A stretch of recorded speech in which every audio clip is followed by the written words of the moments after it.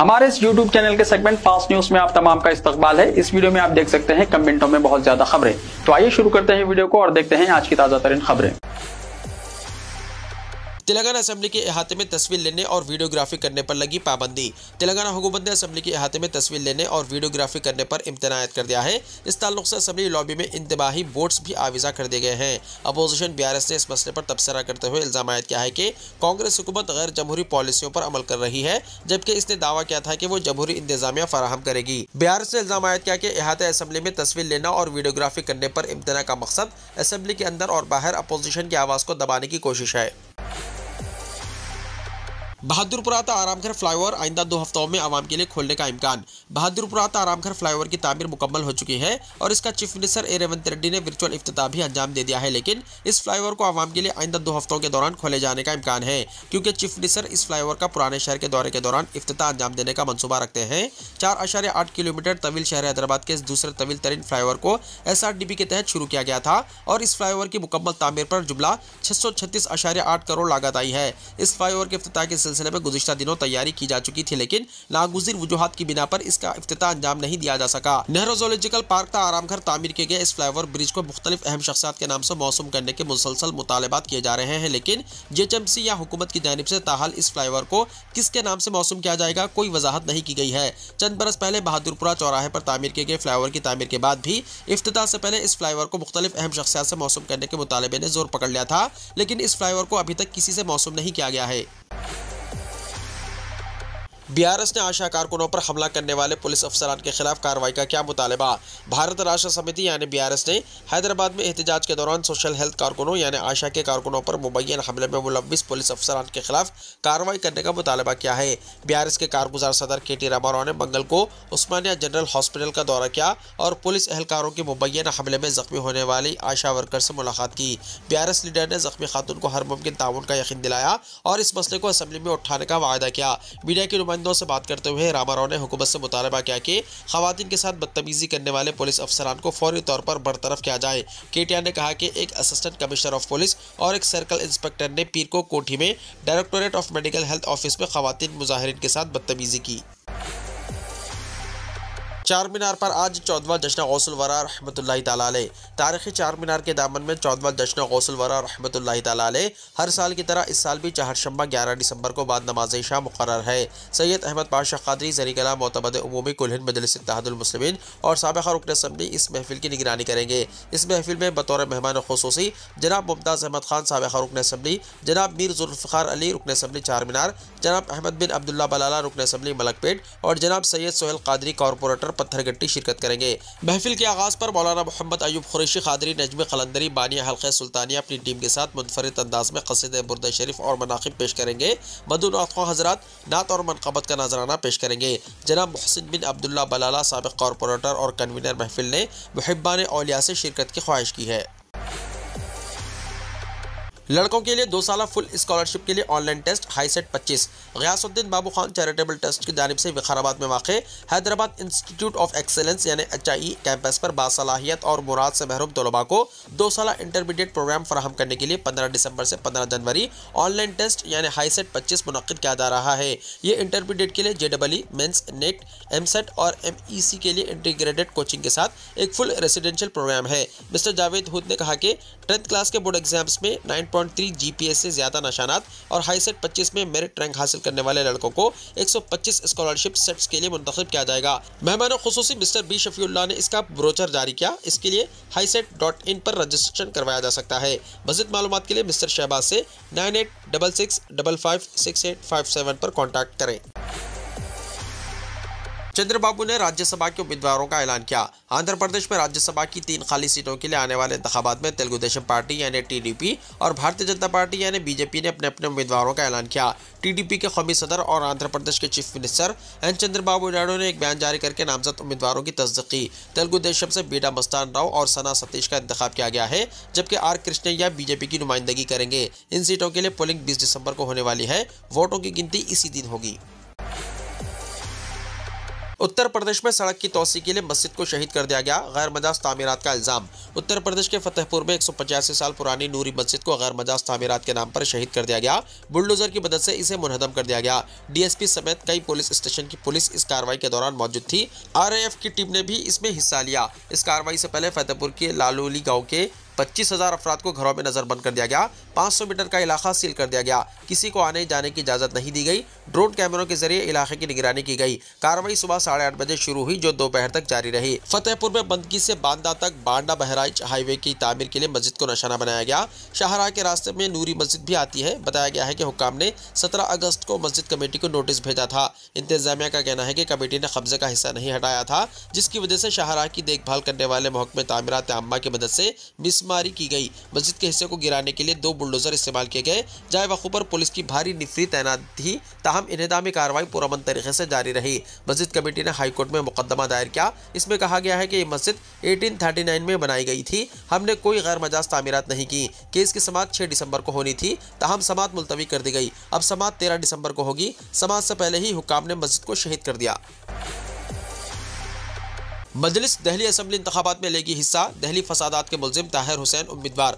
कौमी दारुल हुकूमत दहली में आइंदा असम्बली इंतखाबात के लिए सियासी जमातों की जानिब से इंतखाबी तैयारियों में तेज़ी पैदा कर दी गई है और उम्मीदवारों के नामों का ऐलान किया जा रहा है। ऑल इंडिया मजलिस इत्तेहादुल मुस्लिमीन यानी AIMIM के सदर बैरिस्टर असदुद्दीन ओवैसी ने दहली फसादात के मुल्जिम और साबिक आम आदमी पार्टी के रुकन ताहिर हुसैन को अपनी पार्टी के उम्मीदवार के तौर पर मुकर्रर करने का ऐलान किया है। ताहिर हुसैन दहली के मुस्तफ़ाबाद असम्बली हल्के से इंतखाबात में हिस्सा लेंगे। इस फैसले का ऐलान बैरिस्टर ओवैसी ने अपने सोशल मीडिया प्लेटफॉर्म एक्स पर किया, जहां उन्होंने बताया कि ताहिर हुसैन और उनके हामी AIMIM में शामिल हो गए हैं। उन्होंने ये भी कहा कि ताहिर हुसैन और उनके खानदान ने मुलाकात के बाद पार्टी में शमूलियत का फैसला किया है। दहली के आइंदा असम्बली इंतखाबात में ताहिर हुसैन को MIM का उम्मीदवार बनाए जाने पर बीजेपी बरहम। दहली रियासती बीजेपी के नायब सदर कपिल मिश्रा और रियासती BJP media chief Praveen Shankar Kapoor ने एक मुश्तरका प्रेस कॉन्फ्रेंस से खिताब करते हुए कहा कि जो लोग दहली के अमन को खराब कर रहे हैं वो किसी एक के नहीं बल्कि हर बरादरी के दुश्मन हैं। कपिल मिश्रा ने कहा कि असदुद्दीन ओवैसी की पार्टी AIMIM ने दहली फसादात के अहम मुल्जिम ताहिर हुसैन को मुस्तफ़ाबाद से अपना उम्मीदवार करार दिया है। इससे दहली के लोगों के लिए कई सवालात उठते हैं। बीजेपी लीडरों ने कहा कि ताहिर हुसैन साल 2020 के दहली फसादात के मरकजी मुल्जिम हैं, जिनके घर से बम और पत्थरों का जखीरा मिला था। ताहिर हुसैन को टिकट देकर असदुद्दीन ओवैसी ने दहली में फिरकावाराना कशीदगी फैलाने का इरादा जाहिर कर दिया है। कपिल मिश्रा ने कहा कि हमारा मानना है कि साल 2020 के इंतखाबात से ठीक पहले शाहीन बाग समेत 10 मुख्तलिफ मुकामात पर ऐसा ही तजर्बा किया गया और इंतखाबात के फौरन बाद ताहिर हुसैन ने दहली फसादात में फसादियों की क़यादत की। ऐसे शख्स को टिकट देकर ओवैसी ने बताया है कि अरविंद केजरीवाल के कहने पर वो दहली में उनकी बी टीम के तौर पर काम कर रहे हैं। प्रवीण शंकर कपूर ने कहा कि दहली के जख्मों पर नमक छिड़कने का काम ओवैसी और केजरीवाल की मुश्तरका पार्टी ने किया है और कांग्रेस भी इसमें बिलवास्ता तौर पर शामिल है, क्योंकि ओवैसी कांग्रेस के साथ मिलकर ये काम करते रहते हैं। प्रवीण शंकर कपूर ने कहा कि हम म्युनिसिपल कमिश्नर से मुतालबा करते हैं कि फसादी ताहिर हुसैन का मकान A1 गली नंबर 3 नेहरू विहार करवाल नगर में वाक़ है, जहां से खून बहाया गया, इसकी तहकीकात कराई जाए और गैर कानूनी तामीरात के खिलाफ कार्रवाई की जाए। बीजेपी भारत को कमज़ोर करने वाले किसी भी इक़दाम की मुखालिफत करेगी। राज्यसभा के चेयरमैन जगदीप धंगड़ के खिलाफ अपोजिशन ने पेश की अदम एतमाद तहरीक। राज्यसभा के चेयरमैन जगदीप धंगड़ के खिलाफ अपोजिशन जमातों ने अदम एतमाद की तहरीक पेश की है। अरकान पार्लियामेंट का इल्ज़ाम है कि चेयरमैन का रवैया एक तरफा है, जिसकी वजह से इन्हें अक्सर ऐवान से वॉकआउट करना पड़ता है। मंगल की सुबह अपोजिशन ने चेयरमैन के खिलाफ अदम एतमाद की तहरीक पेश की, जिस पर 50 से ज़ायद अरकान पार्लियामेंट ने दस्तखत किए। ये दस्तखत इंडिया इत्तेहाद की जमातों जैसे तृणमूल कांग्रेस, आम आदमी party, Samajwadi party, DMK, RJD और दीगर के अरकान ने किए और ये नोटिस राज्यसभा सेक्रेटेरिएट को पेश किया। अपोजिशन की तरफ से चेयरमैन के खिलाफ अदम एतमाद की तहरीक पेश करना भारतीय पार्लिमानी तारीख में पहली बार हुआ है। अपोजिशन अरकान का कहना है कि जब राज्यसभा में अपोजिशन लीडर माइक पर बोलने के लिए खड़े होते हैं तो चेयरमैन इन्हें अक्सर रोक देते हैं। खासतौर पर कांग्रेस सदर और अपोजिशन लीडर मल्लिकार्जुन खड़गे के माइक को बार बार बंद कर दिया जाता है। अपोजिशन का कहना है कि पार्लियामेंट को उसूलों और रिवायत के मुताबिक चलाया जाना चाहिए, लेकिन जब भी हम अपनी शिकायत पेश करते हैं चेयरमैन सिर्फ हमें अपने चैम्बर में बुलाकर समझौता करने की कोशिश करते हैं, बजाय इसके कि क़वायद पर अमल किया जाए। अगर हुकूमत बनती है तो हर ऑटो ड्राइवर को 10 लाख रुपए का लाइफ इंश्योरेंस और 5 लाख रुपए का एक्सीडेंट इंश्योरेंस दिया जाएगा, केजरीवाल ने कहा। आम आदमी पार्टी के कौमी कन्वीनर और साबिक वज़ीर आला अरविंद केजरीवाल ने दिल्ली असेंबली इंतखाबात के सिलसिले में अपनी पहली जमानत दी है। उन्होंने दिल्ली के तमाम ऑटो ड्राइवरों को यह गारंटी दी है। इसके तहत उन्होंने 5 वायदे किए जो फरवरी में आम आदमी पार्टी की हुकूमत बनने के बाद मुकम्मल किया जाएगा। उन्होंने कहा कि दिल्ली में हुकूमत बनने के बाद हर ऑटो ड्राइवर को 10 लाख रुपए का लाइफ इंश्योरेंस और 5 लाख रुपए का एक्सीडेंट इंश्योरेंस दिया जाएगा। ऑटो ड्राइवर को अपनी बेटी की शादी के लिए 1 लाख रुपए दिए जाएंगे। साल में 2 बार यूनिफॉर्म के लिए 2500 रुपए दिए जाएंगे और बच्चों के मुकाबले जाती इम्तिहानात के लिए कोचिंग का खर्चा हम खुद बर्दाश्त करेंगे।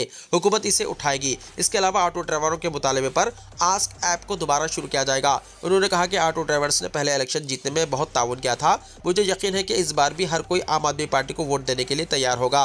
दरअसल आम आदमी पार्टी के कौमी कन्वीनर और दिल्ली के साबिक वज़ीर आला अरविंद केजरीवाल अपनी अहलिया सुनीता केजरीवाल के साथ न्यू कोडली के रहने वाले ऑटो ड्राइवर नवनीत सिंह के घर रात का खाना खाने पहुंचे थे। इस दौरान उन्होंने नवनीत सिंह के अहल खाना के साथ बैठकर खाना खाया और दिल्ली के तमाम ऑटो ड्राइवरों की फलाह और बहबूद के लिए अपनी तशवीश का इजहार किया, अपनी पहली जमानत दी। अरविंद केजरीवाल ने कहा कि दिल्ली के ऑटो ड्राइवरों से मेरा बहुत पुराना रिश्ता है। मुझे आज भी याद है जब साल 2013 में हमारी नई पार्टी बनी थी, उस वक्त दिल्ली में कांग्रेस की हुकूमत थी। दिल्ली में लोग ऑटो ड्राइवरों को डांटते थे कि वो मीटर नहीं लगाते, बदतमीजी करते हैं और लूटते हैं। पहली चीज़ मुझे याद है कि मैंने दिल्ली के रामलीला मैदान में ऑटो ड्राइवरों की एक बड़ी मीटिंग का एहतमाम किया था। मैं इस इजलास में मुल्क का पहला सियासतदान था जब मैं ऑटो ड्राइवरों की हिमायत में खड़ा हुआ था। मैंने कहा था कि ऑटो ड्राइवर अगर लूट मार करते या डकैती करते तो अपनी बड़ी बड़ी कोठियां बना लेते। ये लोग निज़ाम का शिकार हैं। बांग्लादेश में हवा का मियार इतना खराब, यूनुस हुकूमत ने आवाम से घर में रहने की अपील की।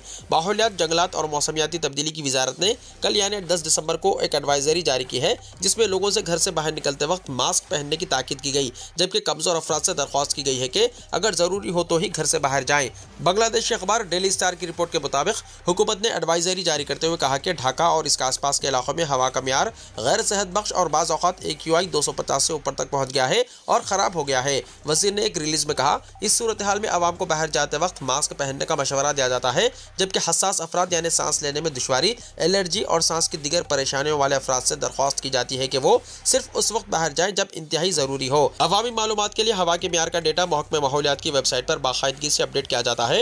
एडवाइजरी में शहरियों से अपील की गई है कि वो इस मालूमात पर नजर रखें और इसके मुताबिक ज़रूरी एहतियाती तदाबीर इख्तियार करें। इसके अलावा हर एक से दरख्वास्त की गई है कि वो अपने तौर पर फ़िज़ाई आलूदगी पर काबू पाने में अपना हिस्सा डालें। वजारत ने ईंटों के भट्टे और फैक्ट्री मालिकान के साथ साथ आम लोगों को कुछ इक़दाम अपनाने का मशवरा दिया है, जिनमें ठोस कचरे को जलाने से गुरेज करना, तामीराती मुकामात पर मुनासिब बाड़ और कवर लगाना, तामीराती सामान को ढांपना। इस बात को यकीनी बनाना शामिल है कि ट्रक या तामीराती सामान ले जाने वाली लारियों को मुकम्मल तौर पर ढांपा जाना चाहिए। दिन में कम से कम 2 बार तामीराती इलाकों के इर्द गिर्द पानी का छिड़काव किया जाना और सड़कों पर पुरानी और धुआं छोड़ने वाली गाड़ियों को चलाने से गुरेज करना शामिल है। वीडियो को लाइक शेयर कीजिए और हमारे इस YouTube चैनल को सब्सक्राइब करते हुए इसके बेल आइकॉन को भी प्रेस कर लीजिए ताकि ऐसी ही ताज़ा तरीन खबरें आइंदा भी आपको मिलती रहें।